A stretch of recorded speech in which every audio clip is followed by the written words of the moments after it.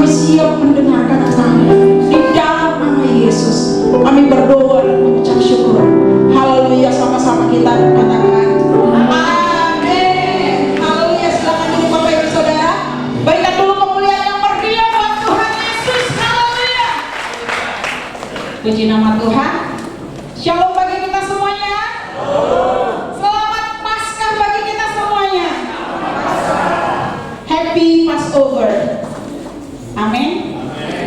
Mari kita membuka Alkitab kita dari Lukas pasal yang ke-24, ayat yang ke-5 sampai ayatnya yang ke-7. Lukas 24 ayat 5 sampai ayat yang ke-7. Jadi saya heran karena selesai saya doa pagi ini, tiba-tiba saya lihat pesan dari pimpinan ketua umum sinode kita di grup para pastor. Ternyata ayat yang sama yang di share oleh Bapak Pendeta Martinus Raja. Begitu juga di Facebook, beliau juga share ayat yang sama. Saya percaya ayat ini bukan kebetulan. Amin. Amin. Mari kita baca ayat yang ke-5 sampai ayatnya yang ke-7. 2, 3, ya. Mereka sangat ketakutan dan menundukkan kepala, tetapi kedua orang itu berkata kepada mereka, "Mengapa kamu mencari Dia yang hidup di antara orang mati? Ia tidak ada di sini. Dia telah bangkit. Ingatlah apa yang dikatakannya kepada kamu ketika Ia masih di Galilea, yaitu bahwa Anak Manusia harus diserahkan dan disalibkan dan akan bangkit pada hari yang ketiga." Amin. Puji nama Tuhan. Tema firman Tuhan pada pagi hari ini saya beri tema Yesus bangkit dan hidup. Katakan bersama-sama, Yesus bangkit dan hidup. Yesus bangkit dan hidup. Amin. Nah, Bapak Ibu Saudara, kalau kita baca dari atas bahwa ketika pagi-pagi benar ada perempuan-perempuan yang membawa rempah-rempah ke kubur Yesus dan mendapati di sana batu sudah terguling. Lalu kemudian ketika mereka termangu-mangu dan tidak melihat tubuh Yesus ataupun juga jenazah Yesus yang sudah dikafani, lalu kemudian mereka bertemu dengan dua malaikat Tuhan. Lalu kemudian mereka sangat ketakutan di ayat kelima itu dan menundukkan kepala. Nah, kita akan bahas ini sedikit. Dikatakan di ayatnya yang kelima, "Mengapa kamu mencari Dia yang hidup di antara orang mati?" Itulah pesan yang diberikan oleh malaikat Tuhan kepada perempuan-perempuan yang datang ke kubur Yesus. Mengapa kamu mencari Dia yang hidup di antara orang yang mati? Kubur adalah tempat untuk orang mati. Tetapi karena yang dikubur di situ adalah Yesus dan Dia hidup dan Dia bangkit, Bapak Ibu Saudara, malaikat berkata, "Mengapa kamu mencari Dia yang hidup di antara orang mati?" Bapak Ibu Saudara, kelihatannya mencari orang hidup di antara orang mati sepertinya adalah suatu misplace ataupun salah tempat. Tapi tidak salah tempat, sebab memang Yesus benar-benar mati, tetapi Dia juga adalah Tuhan yang hidup dari antara orang mati. Amin. Tidak ada kesalahan di situ. Karena itulah Bapak Ibu Saudara yang sudah dikatakan jauh hari sebelumnya. Tuhan Yesus sudah memberitahukan kepada murid-murid berulang-ulang kali, sudah diberitahukan bahwa Anak Manusia harus menderita, bahkan juga harus mati di tangan orang-orang berdosa, mati di kayu salib. Tetapi, kata tetapi inilah pembalikan fakta. Tetapi ini adalah kontranya, Bapak Ibu Saudara. Benar, Dia akan mati di tangan orang berdosa, tetapi tidak berhenti sampai di situ. Dia akan bangkit pada hari yang ketiga. Amin. Amin. Amin. Dan kalau kita tanya, kenapa malaikat harus datang ke kubur Yesus? Kenapa malaikat harus ada di kubur Yesus? Bukan untuk membangkitkan Yesus. Bukan untuk membantu Yesus bangkit. Tetapi karena Yesus bangkit dan sudah mendahului murid-murid ke Galilea, dia sudah pergi ke Galilea, malaikat harus ada di sana untuk memberitahukan bahwa Yesus sudah bangkit, untuk mengumumkan, untuk mendeklarasikan bahwa Yesus sudah bangkit seperti yang sudah dijanjikan. Amin. Dan bahkan sudah mendahului mereka ke Galilea. Nah, salah satu peran dari malaikat Tuhan yang bisa kita temukan di dalam Alkitab berapa waktu yang lalu itu menjadi pembahasan di ibadah anak. Apa fungsinya malaikat Tuhan? Salah satu adalah menyampaikan pesan Tuhan. Amin. Membawa jawaban doa.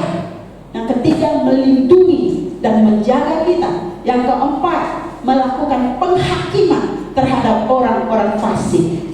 Nah, di sini kita melihat peran malaikat itu adalah membawa pesan kebangkitan Kristus kepada murid-murid. Amin. Apa yang menjadi makna kebangkitan Kristus bagi setiap kita yang percaya? Apa makna kebangkitan Kristus bagi setiap kita yang percaya? Yang pertama adalah Yesus itu adalah Allah yang hidup. Katakan bersama-sama, Yesus itu adalah Allah yang hidup. Yesus adalah Allah yang hidup. Amin. Yesus adalah Allah yang hidup. Itulah yang dikatakan malaikat itu. Mengapa kamu mencari Dia yang hidup di antara orang mati? Itu menjadi bukti bahwa Yesus adalah Allah yang hidup. Sampai hari ini Dia adalah Allah yang hidup. Kalau Dia adalah Allah yang hidup, Dia bisa bergerak. Kalau Dia adalah Allah yang hidup, Dia bisa bertindak. Dia bisa berbuat sesuatu. Kalau Dia adalah Allah yang hidup, Dia nyata. Dia real seperti kita. Bapak Ibu Saudara, bisa dilihat dengan perbuatan-perbuatannya yang ajaib. Mungkin mata jasmani kita tidak melihat, tetapi perbuatan-perbuatan yang ajaib itu akan menunjukkan bahwa Yesus hidup. Amin. Kalau Dia hidup, Dia bisa melakukan mujizat keajaiban. Kalau Dia hidup, Dia bisa berbicara kepada Bapak Ibu Saudara dan saya. Bapak Ibu Saudara, contoh, ada orang yang maaf kata dia mempunyai kekurangan, bisu, tetapi orang bisu sekalipun bisa berbicara, berkomunikasi dengan bahasa isyarat. Tandanya orang itu walaupun memiliki kekurangan, dia hidup. Orang yang hidup bisa berkomunikasi, bisa berbicara. Tuhan bisa berbicara kepada Bapak Ibu Saudara pagi hari ini lewat firman Tuhan, lewat pujian penyembahan, lewat jamahan hadirat Allah. Amin. Mari kita lihat Kisah Para Rasul 1 ayat yang ketiga. Kita baca bersama-sama 2, 3 ya. Kepada mereka Ia menunjukkan dirinya setelah penderitaannya selesai, dan dengan banyak tanda Ia membuktikan bahwa Ia hidup. Sebab selama 40 hari Ia berulang-ulang menampakkan diri dan berbicara kepada mereka tentang kerajaan Allah. Nah, di sini kita lihat bahwa dikatakan dengan banyak tanda Ia membuktikan bahwa Ia hidup. Yesus sendiri menunjukkan dirinya. Yesus sendiri membuktikan bahwa Dia hidup dengan melakukan banyak tanda. Tanda yang dimaksud di situ adalah mujizat dan keajaiban. Amin. Karena Dia adalah Allah yang hidup dan Allah yang ajaib. Dia sanggup membuktikan bahwa dirinya itu hidup dengan melakukan banyak tanda masih tersedia bagi saya. Karena kita menyembah Allah yang hidup, Bapak Ibu Saudara. Allah yang hidup yang kita sembah itu sanggup melakukan mukjizat dan keajaiban kepada kita, sanggup menampakkan dirinya kepada kita, sanggup menunjukkan dirinya bahwa Dia adalah Tuhan. Dan dikatakan di sana, sebab selama 40 hari Ia berulang-ulang menampakkan diri dan berbicara kepada mereka tentang kerajaan Allah. Siapa yang pernah di antara Bapak Ibu Saudara yakin bahwa dia mendengar suara Tuhan? Masa tidak ada yang mendengar suara Tuhan lewat firman Tuhan, lewat suara hati? Berapa banyak yang mendengar suara Tuhan? Ya, kenapa kita bisa yakin kita mendengar suara Tuhan? Karena ayat ini berkata bahwa Yesus memang bisa berbicara kepada setiap kita. Amin. Jadi bagi kita pun, bukan hanya pada waktu itu murid-murid setelah Dia bangkit bahwa Yesus bisa berbicara, sampai hari ini pun Tuhan bisa berbicara dengan caranya sendiri kepada kita, Bapak Ibu Saudara. Bahkan alam semesta bisa Tuhan pakai untuk berbicara kepada kita.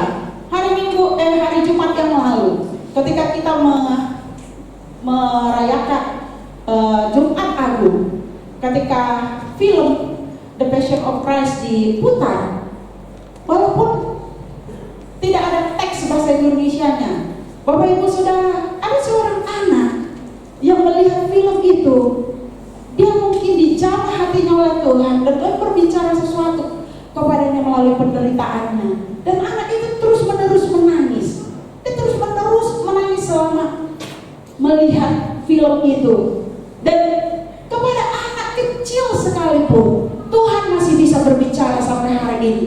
Ada banyak kesaksian bahwa anak-anak diberikan Tuhan mimpi tentang bagaimana mereka bertemu dengan Tuhan.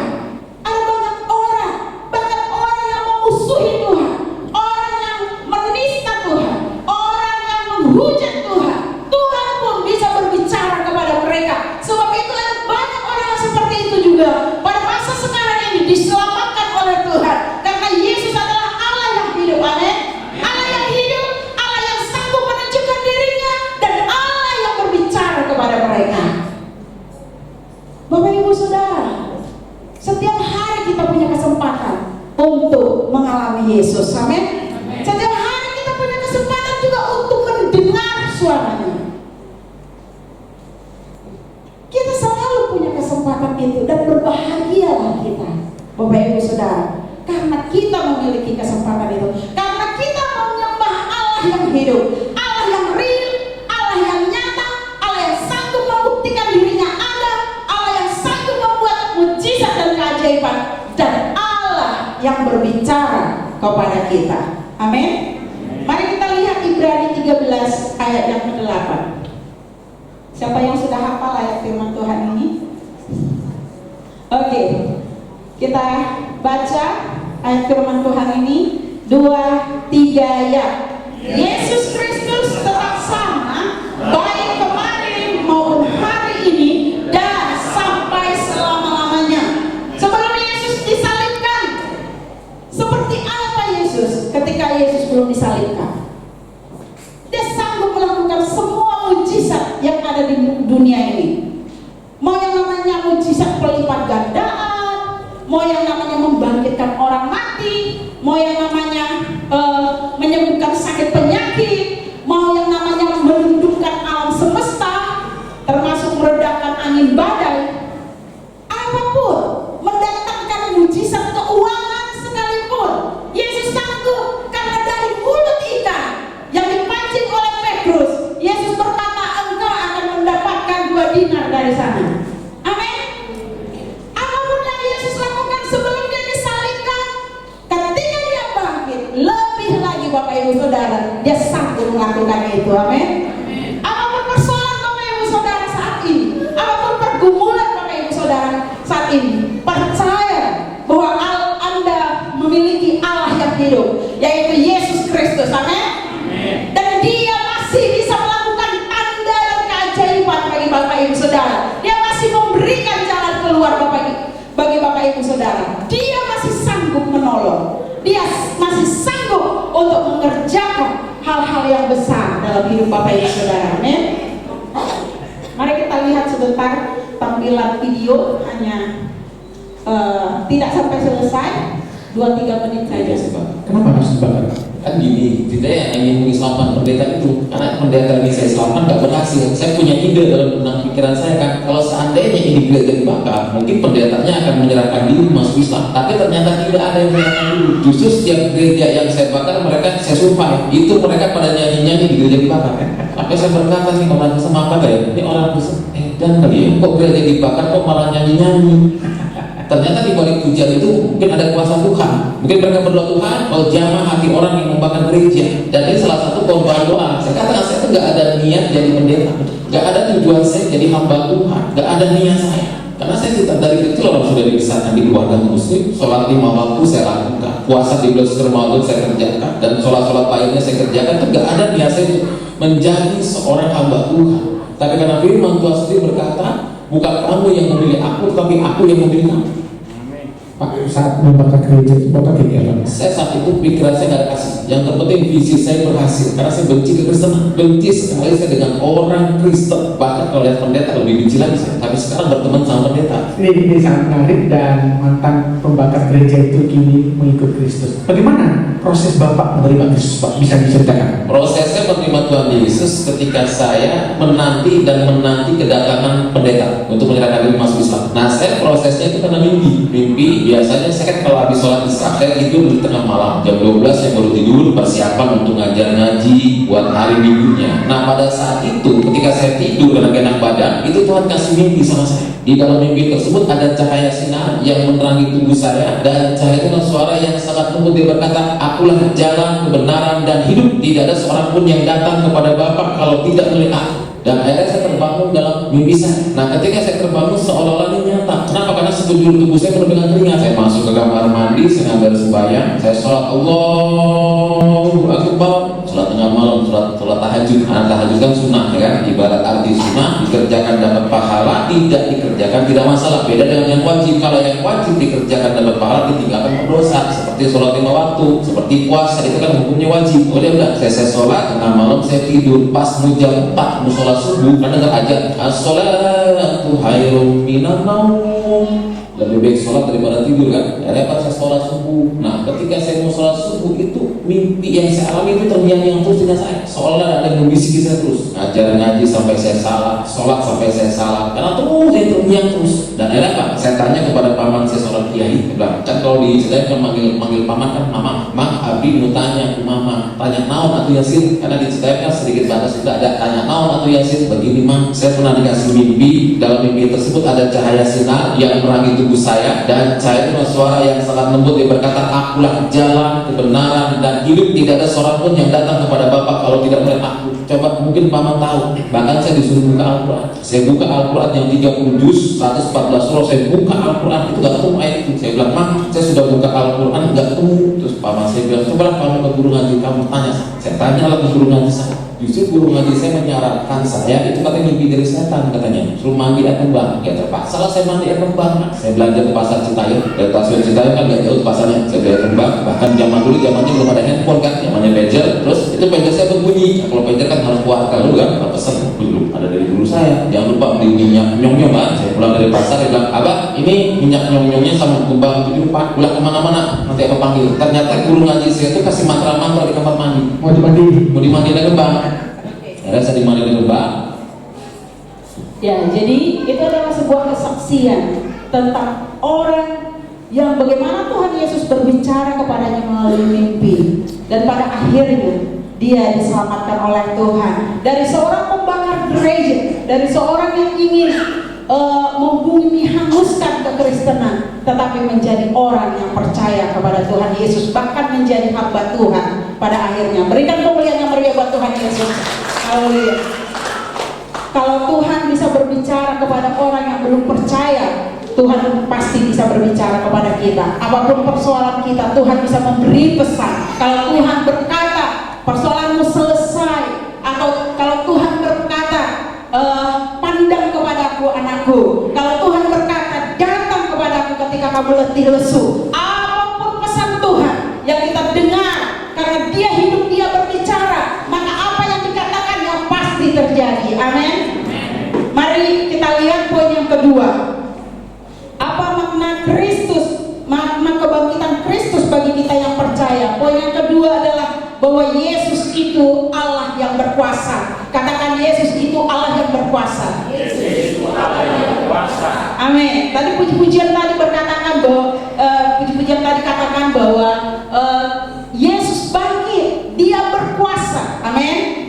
Kita tahu bahwa kebangkitan Kristus itu bukan dilakukan oleh malaikat-malaikat Tuhan, tetapi Dia sendiri sanggup dan berkuasa membangkitkan dirinya dari maut. Amin. Itu sebabnya Dia dikatakan Dia mengalahkan maut, karena Dia yang membangkitkan dirinya dari alam maut itu dengan kuasanya sendiri. Bapak Ibu Saudara, mari kita lihat Filipi 2 ayatnya yang ke-10 sampai ayatnya yang ke-11. Filipi 2 ayat yang ke-10 sampai ayatnya yang ke-11. 2, 3 ya. Supaya dalam nama Yesus bertekuk lutut segala yang ada di langit dan yang ada di bumi dan yang ada di bawah bumi, dan segala lidah mengaku Yesus Kristus adalah Tuhan, bagi kemuliaan Allah Bapa. Di mana kuasa Tuhan? Di dalam ayat ini dikatakan bahwa segala lutut akan bertekuk lutut dan menyembah, segala lidah akan mengaku bahwa Yesus Kristus adalah Tuhan. Amin.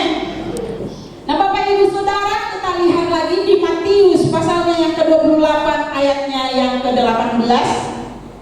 Matius 28 ayatnya yang ke-18. 2, 3 ya. Yesus mendekati mereka dan berkata, kepadaku telah diberikan segala kuasa di sorga dan di bumi. Amin. Tidak ada di muka bumi ini yang lebih berkuasa daripada Yesus sendiri. Bahkan maut, bahkan iblis, bahkan sakit penyakit, bahkan yang namanya krisis tidak lebih berkuasa daripada Yesus. Itu sebabnya kita harus deklarasikan apapun persoalan kita, jangan kita membesarkan persoalan itu di hadapan Tuhan, tetapi sebaliknya kita membesarkan nama Tuhan di atas persoalan kita. Amin. Kita katakan, saya punya Allah yang hidup, saya punya Allah yang perkasa, saya punya Allah yang berkuasa. Dia sanggup menyelesaikan persoalanku, Dia sanggup mengubah situasiku, Dia sanggup memberiku harapan dan jalan yang baru. Amin.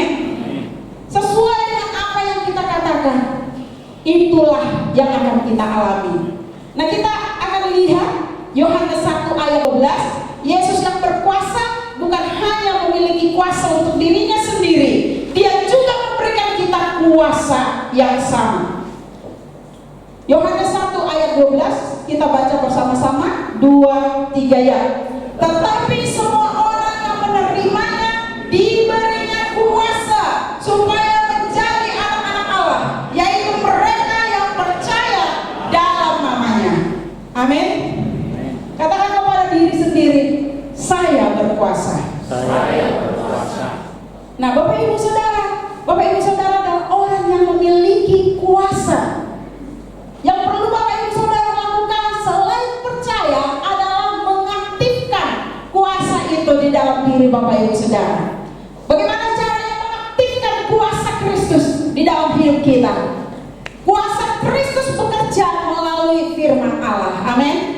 Kalau kita memasukkan banyak firman Allah ke dalam hidup kita dan menjadikan firman itu menjadi rema dalam hidup kita, kita bertindak sesuai firman Tuhan dan bahkan mempercayai firman Tuhan lebih dari apa kata dokter, lebih daripada prediksi-prediksi krisis di dunia, lebih dari apapun yang dunia katakan, maka firman yang Bapak Ibu Saudara pegang akan membuat Bapak Ibu Saudara berkemenangan. Amin. Dan bahkan memberikan mukjizat ke dalam hidup Bapak Ibu Saudara. Satu ayat lagi kita lihat di Kisah Para Rasul 4 ayat 33. Ini ayat yang tadi diklaim oleh Pastor Jimmy dan ini adalah ayatnya GKRI. Gereja ini disebut GKRI, Gereja Kasih Karunia berdasarkan ayat ini. 33 dan 34 kita baca bersama-sama, 2, 3 ya. Dan dengan kuasa yang besar rasul-rasul memberikan kesaksian tentang kebangkitan Tuhan Yesus, dan mereka semua hidup dalam kasih karunia yang melimpah-limpah, sebab tidak ada seorang pun yang berkekurangan di antara mereka, karena semua orang yang mempunyai tanah atau rumah menjual kepunyaannya itu, dan hasil penjualan itu mereka bawa. Dikatakan dengan kuasa yang besar rasul-rasul memberikan kesaksian tentang kebangkitan Tuhan Yesus, kemudian mereka semua hidup dalam kasih karunia yang melimpah-limpah. Katakan bersama-sama, saya memiliki kuasa yang besar. Saya hidup melimpah-limpah. Saya tidak berkekurangan. Jadi itu dari ayat ini ada 3 poin itu. Pertama, punya kuasa. Anda harus percaya punya kuasa, bukan sekedar punya kelemahan-kelemahan, bukan cuma sekedar punya situasi-situasi yang sulit, tetapi Bapak Ibu Saudara harus percaya, saya punya kuasa karena Yesus hidup di dalam saya. Amin. Lalu kemudian kita juga mengalami seperti rasul-rasul dan murid-murid Tuhan Yesus, bahwa kasih karunia Tuhan membuat kita hidup melimpah-limpah. Yang ketiga adalah sebab tidak ada seorang pun yang berkekurangan di antara mereka. Ketika Bapak Ibu Saudara hidup di dalam kasih karunia Tuhan yang melimpah-limpah, tidak kekurangan hidup kita. Amin. Kekurangan itu adalah mentalitas, bukan sekedar berapa banyak duit yang saya punya.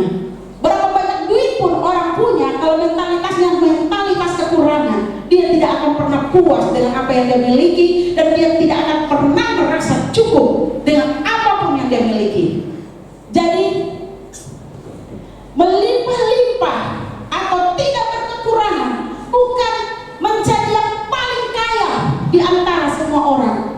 Karena Steve Jobs juga seorang yang menjadi penemu atau pencipta dari Apple. Dia hidup dengan kekayaan yang begitu besar, tapi hidupnya kekurangan. Bapak Ibu Saudara, kekurangan apa? Karena dia selalu ketakutan. Karena dia selalu ketakutan bahwa apa yang dia kerjakan itu akan hilang, bahwa apa yang dikerjakan itu mungkin akan dikalahkan orang lain. Dia selalu merasa kekurangan bahkan kasih dari keluarganya. Sampai ketika dia hampir meninggal, dia sudah kena kanker waktu itu, dia katakan bahwa seandainya semuanya bisa diputar kembali, tidak ada yang lebih baik daripada hidup mengasihi keluarga sendiri. Kenapa? Dia menjadi orang yang paling kaya, termasuk salah seorang yang paling kaya, bukan cuma di negara yang tapi di dunia. Tetapi ada mentalitas kekurangan, ada roh di dalam dirinya yang selalu tidak bisa merasa cukup, karena kasih Kristuslah yang bisa membuat kita cukup. Amin. Karena kuasa Kristuslah yang membuat kita puas, Bapak Ibu Saudara. Bukan mengenai seberapa banyak, tetapi apakah kasih Kristus menjadi cukup bagi kita? Apakah kasih Kristus membuat kita puas di dalam hidup ini? Nah, jadi itulah yang disebut melimpah-limpah. Apapun yang Anda miliki, Anda bisa mempunyai roh yang melimpah-limpah. Jikalau Anda menghargai apa yang Yesus kerjakan dalam hidup Bapak Ibu Saudara, jikalau Anda menghargai apa yang Bapak Ibu Saudara miliki, bersyukur dengan itu, membuat kita punya roh dan mentalitas berkelimpahan. Amin. Dan kita tidak selalu berkekurangan, ingin mengejar A, setelah dapat nggak puas, ingin mengejar B, setelah dikejar dapat nggak puas. Karena apa? Karena dia mengabaikan yang terutama, bahwa Yesus harus cukup bagi kita. Amin. Hadirannya menjadikan kita utuh, menjadikan kita lengkap, menjadikan kita puas di dalam kehidupan kita, sehingga kita bisa bersyukur dalam segala keadaan kepada Tuhan. Amin. Dan karena Yesus adalah Allah yang berkuasa, Bapak Ibu Saudara. Allah yang berkuasa. Maka tangan kita adalah tangan yang diberkati oleh Tuhan. Apa yang disentuh oleh tangan kita itu menjadi berkat. Amin. Apa yang disentuh oleh tangan kita itu benar-benar selalu akan diberkati oleh Tuhan. Mari arahkan hati kita kepada seberapa besar yang bisa Tuhan lakukan dalam hidup kita. Bukan seberapa besar yang kita bisa buat, tetapi apa yang Tuhan bisa lakukan lewat hidup kita, Bapak Ibu Saudara. Kalau kita berbuat sesuatu dengan kekuatan kita sendiri, maka mungkin kita akan tawar hati. Tetapi bersama dengan Tuhan, kita melakukan perbuatan yang gagah perkasa. Amin. Karena Tuhan sendiri telah menginjak-injak para lawan kita. Benny Hinn beberapa waktu yang lalu di dalam videonya berkata bahwa apa yang disentuh oleh tangan kita diberkati oleh Tuhan. Saya mau sering perhatikan Bapak Ibu Saudara, kalau saya makan di satu tempat, walaupun awalnya tempat itu sepertinya sepi pelanggan, pernah saya di sana ada tukang jual sate Padang. Terus saya heran karena sering lewat di situ, sering nggak ada pembeli. Terus saya merasa, coba dulu dong saya cicipin satenya. Emang benar-benar nggak enak ya, sehingga nggak terlalu laku tuh sate, gitu. Dan akhirnya saya makan. Begitu saya makan, Bapak Ibu Saudara, atmosfer yang tadinya sepi di situ itu berubah. Kenapa saya tahu atmosfernya berubah? Karena saya nanya ke penjualnya. Saya katakan, Pak, laris nggak jualannya? Bapak Ibu bilang, sepi Mbak, jarang ada yang beli, katanya. Masa iya? Saya bilang, iya. Coba saya nyicip deh, ini apa? Saya pesan satenya, saya mau rasa dulu, saya bilang kan. Terus setelah saya makan, Bapak Ibu Saudara, saya bilang bahwa perkataan kita itu bisa menghidupkan sesuatu, Bapak Ibu Saudara, bahkan bagi orang yang mungkin tidak seiman dengan kita.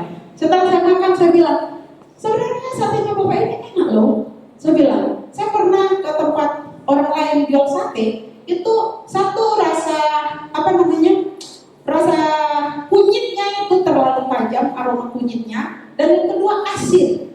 Jadi kalau ini satenya ini semuanya saya rasa pas. Asinnya itu buat saya pas, tapi rasa aroma rempahnya itu tidak dominan kunyit, saya bilang. Dan saya yakin ini adalah sate yang enak. Begitu saya ucapkan kata pujian yang pastinya menghibur dan menghidupkan harapan di hati Bapak itu, tidak berapa lama cukup banyak orang yang datang membeli ke tempat Bapak itu, Bapak Ibu Saudara. Jadi kemanapun Bapak Ibu Saudara pergi, Bapak Ibu Saudara membawa hadirat Tuhan dan membawa berkat Kristus. Amin. Anda tidak tahu seberapa besar berkat Kristus yang melekat di dalam diri Bapak Ibu Saudara, bahwa coba nanti Bapak Ibu Saudara perhatikan, mau di tempat jualan sayur, di tempat jualan apapun, ketika anak Tuhan datang ke sana dan mereka memperlakukan kita dengan baik, dan kita juga merasa ada perkenanan di tempat itu, tidak lama tempat itu pun diberkati. Nah, kalau orang lain bisa diberkati, Bapak Ibu Saudara, apalagi diri kita sendiri yang memiliki Kristus yang berkuasa itu sebagai jaminan dalam hidup kita. Mana mungkin kita tidak diberkati oleh Tuhan. Amin. Jadi percayalah bahwa Kristus bukan hanya berkuasa, tetapi di ayat ini dikatakan Dia satu membuat kita hidup melimpah-limpah dan tidak kekurangan. Amin. Poin yang ketiga, apa makna kebangkitan Kristus? Yaitu Yesus itu Allah pemenang. Katakan, Yesus itu Allah pemenang. Yesus itu Allah pemenang. Ya, kebangkitan Yesus adalah suatu kemenangan. Kemenangan melawan dosa, kemenangan melawan iblis, kemenangan mengalahkan maut, Bapak Ibu Saudara. Dan Alkitab berkata bahwa maut adalah yang paling terakhir yang dikalahkan oleh Tuhan Yesus. Mari kita lihat 1 Korintus 15 ayat 54 sampai 57. 1 Korintus 15 ayat 54 57 sampai 57. Mari kita baca bersama-sama 2-3 ya. Dan sesudah yang dapat binasa ini mengenakan yang tidak dapat binasa, dan yang dapat mati ini mengenakan yang tidak dapat mati, maka genaplah firman Tuhan yang tertulis, maut telah ditelan dalam kemenangan. Hai maut, di manakah kemenanganmu? Hai maut, di manakah sengatmu? Sengat maut ialah dosa, dan kuasa dosa ialah hukum Taurat. Tetapi syukur kepada Allah yang telah memberikan kepada kita kemenangan oleh Yesus Kristus Tuhan kita. Amin. Syukur kepada Allah yang memberikan kita kemenangan oleh karena Yesus Kristus Tuhan kita. Amin. Jadi sengat maut itu sampai sudah tidak ada lagi sengatnya, Bapak Ibu Saudara. Kalau kita baca seluruh Alkitab bahwa manusia ini yang paling dia takutkan adalah kematian. Oh, tapi ada loh Ibu Ratna, orang-orang yang melakukan bom bunuh diri itu dia tidak takut mati. Kalau kemarin saya lupa siapa yang menyampaikan bahwa mati bagi Kristus itu mudah, tapi hidup bagi Kristus itu yang sebenarnya lebih sulit, Bapak Ibu Saudara. Karena setelah mati sudah tidak ada pergumulan lagi, Bapak Ibu Saudara, hanya tinggal masuk surga apa tidak, hanya itu aja. Tetapi Bapak Ibu Saudara, apa artinya kemenangan Kristus atas maut? Maut, kematian dalam bentuk apapun, dia datang ke dalam hidup kita. Yesus sudah mengalahkan itu sampai sengatnya tidak ada dalam hidup kita. Kalau harapan kita mati, kita harus percaya bahwa Yesus telah mengalahkan hal-hal yang membuat harapan kita mati. Amin. Dan apapun, kadang-kadang orang bilang, dia udah nggak bisa itu, dia udah nggak bisa. Kayaknya segitu-gitu aja level hidupnya dia. Kadang-kadang orang mungkin menjengkali Bapak Ibu Saudara, mengukur keuangan Bapak Ibu Saudara, mengukur masa depan anak-anak Bapak Ibu Saudara, mengukur hal-hal tertentu dalam hidup Bapak Ibu Saudara, seolah-olah semuanya mati. Tetapi Bapak Ibu Saudara, selama masih ada Yesus yang hidup, yang mati itu akan bangkit. Amin. Impian yang mati akan bangkit, harapan yang mati akan bangkit, hari esok yang terlihat mati akan bangkit, hubungan-hubungan yang mati juga bisa dibangkitkan oleh Tuhan. Kenapa? Karena Yesus telah mengalahkan maut. Amin. Bahkan mungkin hati orang yang kita kasihi, yang mungkin seolah-olah mati kepada kita, itu juga Tuhan bisa hidupkan. Amin. Tidak ada yang tidak bisa dihidupkan oleh Yesus. Apapun, dia bisa menghidupkan apapun di dalam hidup kita. Karena segala bentuk maut, segala bentuk kematian apapun, dia telah mengalahkannya bagi kita. Haleluya. Roma 8 ayat 37. Kita lihat Roma 8 ayat 37.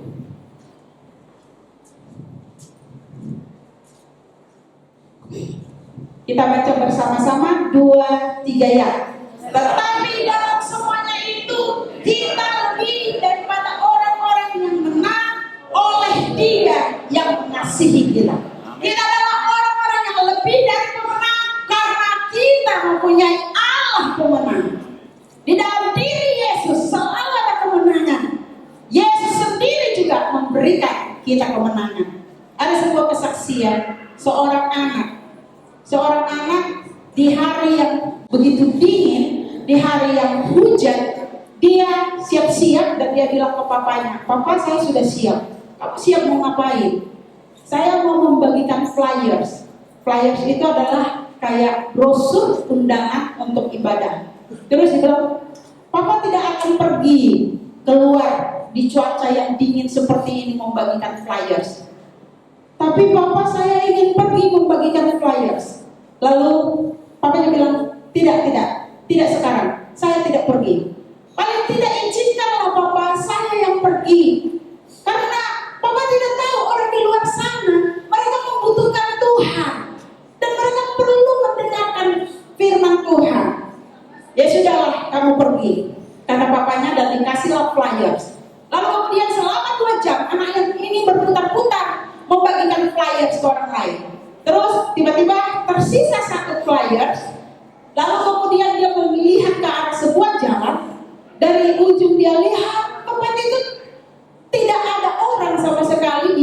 zaman, jadi tidak mungkin sebenarnya dia membagikan flyers karena tidak ada orang yang dia jumpai. Tetapi dia tertegun melihat jalan itu. Kenapa? Jalan itu sunyi dan hening seperti itu. Lalu matanya mulai terarah ke sebuah rumah yang tidak terlalu jauh, dan anak ini merasa terdorong dan tergerak untuk pergi menghampiri rumah itu. Lalu kemudian dia pencet bel sampai 3 kali, dan dia berusaha mendengar apakah ada langkah orang dari dalam rumah itu. Terus kemudian ternyata tidak ada orang yang bergerak.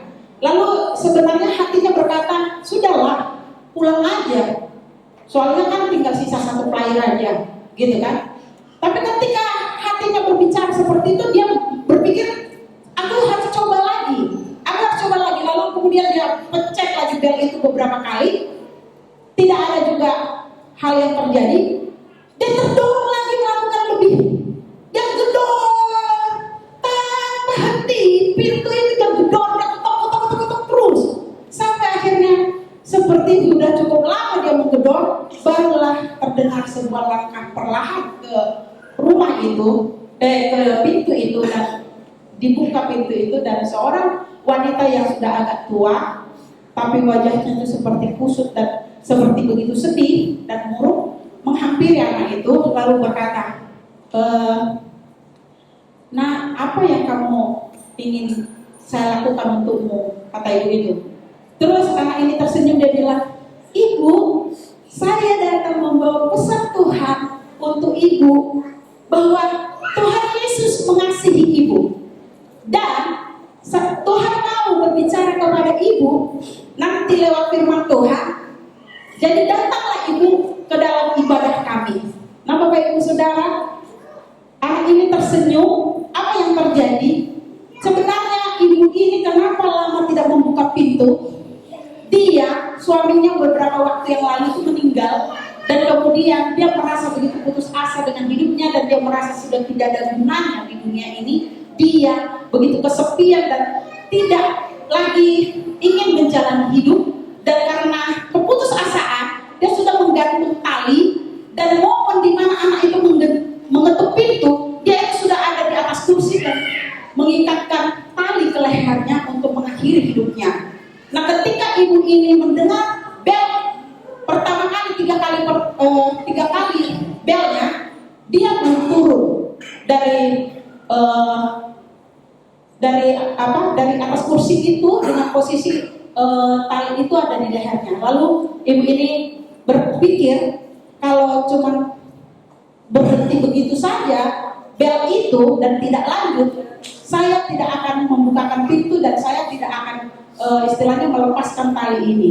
Tetapi semakin anak itu mengetuk, akhirnya dia berpikir, saya tidak bisa mengabaikan ketukan ini, dan akhirnya dia keluar. Pertama, begitu dia membuka pintu, senyuman anak ini dilihat oleh ibu itu seolah-olah itu adalah senyuman seorang malaikat, karena dia sudah selama ini sudah merasa hampa.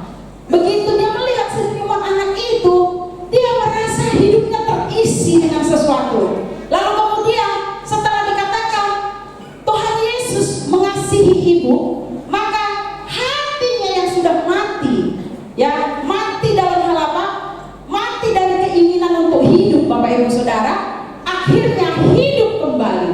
Dan hari Minggunya ibu itu ke gereja memberikan kesaksian ke seluruh jemaat bahwa sebenarnya dia sebelum anak itu datang, dia bukanlah orang Kristen. Dan hari di mana anak itu datang, dia dihentikan Tuhan untuk bunuh diri.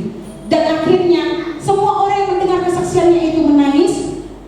Sebenarnya anak ini, papanya dia adalah pendeta di gereja itu, dan dia memberi kesempatan untuk bersaksi setelah dia khotbah. Begitu tahu bahwa kekehnya anak ini membagikan flyers menyelamatkan hidup ibu itu, bapak itu turun dari mimbar menangis memeluk anaknya.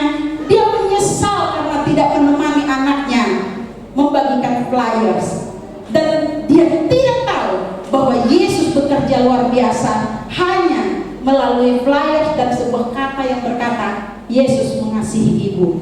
Amin. Nah Bapak Ibu Saudara, Yesus berkuasa. Amin. Yesus berkuasa.